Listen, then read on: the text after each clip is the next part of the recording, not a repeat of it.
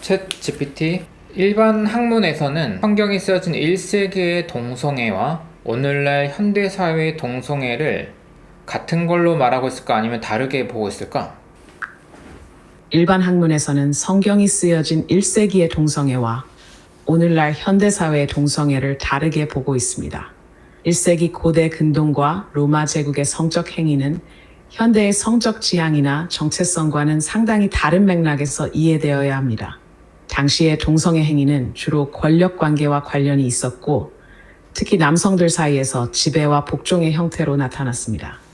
예를 들어 로마 제국에서는 나이와 사회적 지위에 따른 성적 관계가 허용되었으며, 이는 현대 사회에서의 상호 동의와 평등한 관계와는 큰 차이가 있습니다. 현대 사회에서는 성적 지향이 개인의 정체성과 깊이 연관되어 있으며, 동성애는 상호 동의에 기반한 사랑과 로맨틱한 관계로 이해됩니다. 오늘날의 동성애는 성적 지향, 섹션이라는 개념 하에 개인의 정체성과 감정적 로맨틱한 관계를 포함하는 포괄적인 개념입니다. 학자들은 이러한 맥락적 차이를 인식하고 성경의 동성애 관련 구절들을 당시의 문화적, 사회적 배경 속에서 해석합니다. 이는 성경이 현대의 성적 지향과 정체성에 대해 직접적으로 언급하지 않았다는 것을 시사합니다.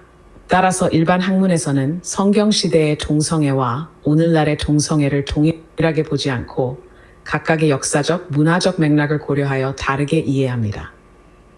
성경시대 로마 사회의 동성애 관행에 관해 좀 더 구체적으로 설명해 줄 수 있어? 성경이 쓰여진 1세기 로마 사회에서 동성애는 오늘날의 성적 지향과는 다른 맥락에서 이해되어야 합니다. 로마 제국의 성문화는 현대와 크게 달랐으며, 당시 동성애 행위는 여러 가지 사회적, 문화적 요소와 깊이 연관되어 있었습니다. 다음은 로마 사회에서 동성애가 어떻게 이해되고 실천되었는지에 대한 몇 가지 주요 점입니다. 1. 권력과 계층. 로마 사회에서 동성애 행위는 종종 권력과 계층의 문제였습니다. 지배적 위치에 있는 남성들은 사회적 지위가 낮거나 어린 남성과 성적 관계를 가질 수 있었습니다. 이는 지배와 복종의 관계로 이해되었으며, 이러한 관계는 종종 권력의 표현으로 여겨졌습니다. 성적 행위는 지위의 우월성을 나타내는 수단이었지 상호 동의와 평등한 사랑의 표현은 아니었습니다. 2. 패시브와 액티브 역할. 로마 사회에서는 동성애 행위에서 능동적 액티브 역할과 수동적 패시브 역할이 명확히 구분되었습니다. 성인 남성이 수동적 역할을 맡는 것은 사회적으로 수치스러운 일로 여겨졌습니다.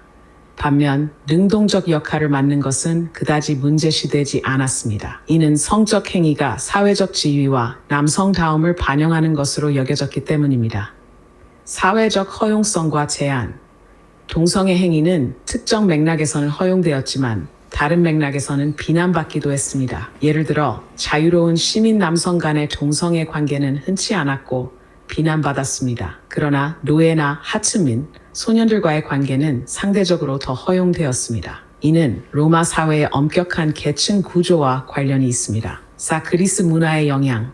로마 사회는 그리스 문화의 영향을 많이 받았으며, 그리스에서는 남성 간의 성적 관계가 교육적, 사회적 맥락에서 더 많이 용인되었습니다. 특히 성인 남성과 젊은 청소년, 에라스테스와 에로메노스의 관계가 교육과 멘토링의 일환으로 받아들여졌습니다. 그러나 이 역시 현대의 동성애 관계와는 상당히 다릅니다.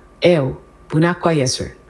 당시 문학과 예술에서도 동성애적 테마가 등장합니다. 이는 사회적 현실을 반영하기도 하고 때로는 이상화되기도 했습니다. 예를 들어 로마 시인 마르티알리스와 유베날리스는 동성애를 주제로 한 시를 썼습니다.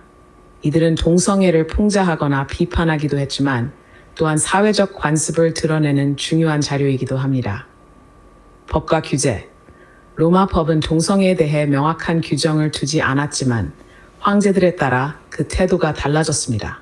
예를 들어 네로 황제는 동성애적 관계를 가진 것으로 알려져 있으며, 하드리아누스 황제는 젊은 남성 안티누스와의 관계로 유명합니다. 그러나 후에 기독교가 로마 제국의 주류 종교가 되면서 동성애에 대한 비난이 강화되었습니다.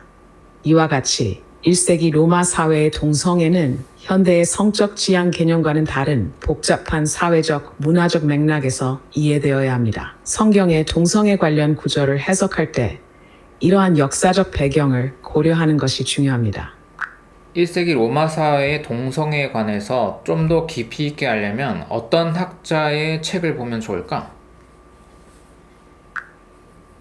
1세기 로마 사회의 동성애를 깊이 있게 이해하기 위해 다음과 같은 학자들의 책을 추천드립니다. 1. 크레이그 윌리엄스. 그의 책 Roman Homosexuality, Ideologies of Masculinity in Classical Antiquity는 로마 사회에서 동성애의 사회적 문화적 맥락을 상세히 설명합니다.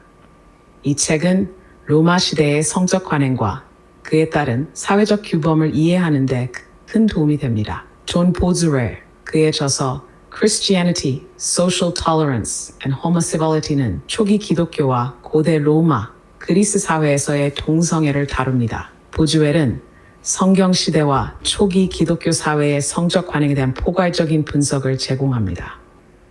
현대 신약학자 중에서 이 동성애 주제를 다루는 신학자들은 누가 있지? 현대 신약학자 중에서 동성애 주제를 다루는 신학자들 중 몇 명을 소개해 드리겠습니다. 1. 윌리엄 로더. 로더는 동성애와 관련된 신약 성경의 구절들을 철저히 분석하고 그 당시의 성적 관행과 문화적 배경을 고려하여 해석합니다. 그의 저서 The New Testament on Sexuality는 성경의 성적 윤리에 대한 포괄적인 연구를 제공합니다. 마틴은 예일대학교에서 신약학을 가르치며 그의 저서 Sex and the Single Savior, Gender and Sexuality in Biblical Interpretation에서 신약 성경의 동성애 관련 구절들을 역사적 맥락에서 재해석합니다. 그는 고대 사회의 성적 관습과 현대의 성적 지향 개념 사이의 차이를 강조합니다. 데일 마틴과 젠더에 관해 생각이 비슷한 현대 신학자들 중에 대표적인 사람들은 누가 있을까? 데일 마틴과 젠더에 관한 생각이 비슷한 오늘날의 현대 신학자들 중 몇 명을 소개합니다. 1. 세라 코클리. 세라 코클리는 영국의 신학자이자 성직자로 성과 젠더 문제에 대한 신학적 논의를 활발히 전개하고 있습니다. 그녀는 성과 젠더가 신학적 성찰의 중심이 되어야 하며 신앙의 실천과 밀접하게 연관되어 있다고 주장합니다. 그녀의 저서 God, Sexuality and the Self, an Essay on the Trinity는 성, 젠더, 그리고 신학적 사유의 관계를 깊이 있게 탐구합니다. 패트릭 챈들러. 퀴어 신학의 선구자인 패트릭 챈들러는 성경과 기독교 전통을 퀴어 이론의 관점에서 재해석합니다. 그의 저서 Radical Love, an Introduction to Queer Theology는 성소수자들의 경험을 바탕으로 새로운 신학적 이해를 제시합니다. 챈들러는 성과 젠더가 신학적 탐구에서 중요한 주제임을 강조합니다. 제임스 브라운슨은 성경의 성적 윤리와 관련된 전통적 해석을 재검토하며 성경의 동성애 구절을 현대적 맥락에서 재해석하려는 노력을 기울입니다. 그의 저서 Bible, Gender, Sexuality, Reframing the Church's Debate on Same-Sex Relationships 성경의 문화적 배경을 고려하여 성적 지향에 대한 현대적 관점을 제시합니다. 매튜 바인스는 God and the Gay Christian, The Biblical Case in Support of Same-Sex Relationships에서 동성애에 대한 성경적 반대 주장을 재검토하고 성경이 동성애를 반드시 금지하는 것은 아니라는 논거를 제시합니다. 그는 성경과 현대 성적 지향의 관계를 새로운 시각에서 접근합니다. 이 신학자들은 데일 마틴과 마찬가지로 성과 젠더 문제를 신학적 성찰의 중심으로 삼고 전통적 해석을 재검토하며 현대적 이해와 통합하려는 노력을 기울이고 있습니다.